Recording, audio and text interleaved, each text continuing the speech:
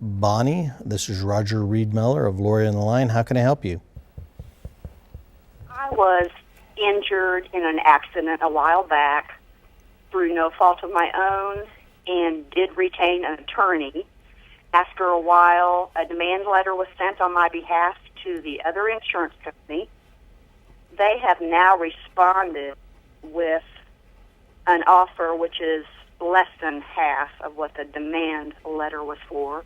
And I guess just generally I'm trying to decide, do I accept this offer of settlement or do I wait? I'm just not sure what to do at this point. Well, okay. Anytime you attempt to negotiate a personal injury settlement, it's really fact intensive. The insurance companies look at who you are, what the nature of your injury is, hopefully look at the facts of the accident, and come hopefully to some logical decision as to the value of the claim. Typically, insurance companies will set a reserve aside, which is basically a hypothetical sum of money which caps the total loss or value, I should say, that they have on the claim.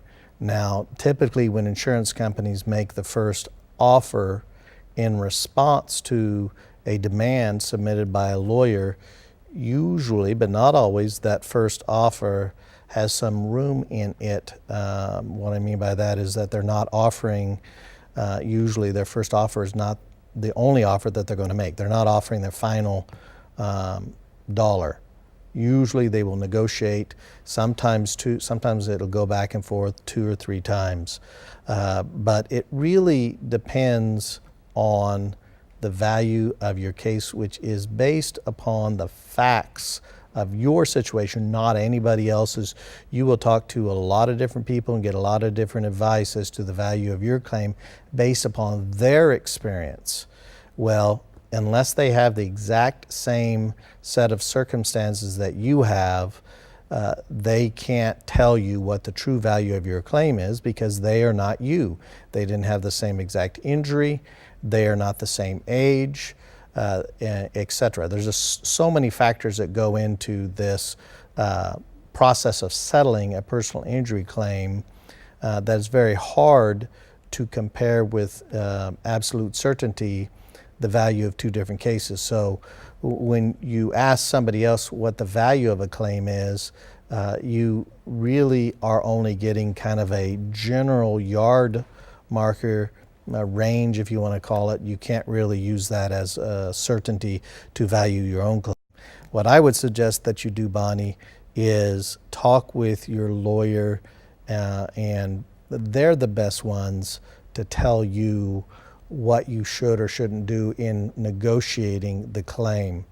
Ultimately, when the insurance company says, okay, this is our bottom dollar, our top dollar, I should say, this is as much as we're going to offer, you're going to have to make a decision whether you accept that offer or whether you want to try the case. You want to go to trial and let a jury decide the value of the claim.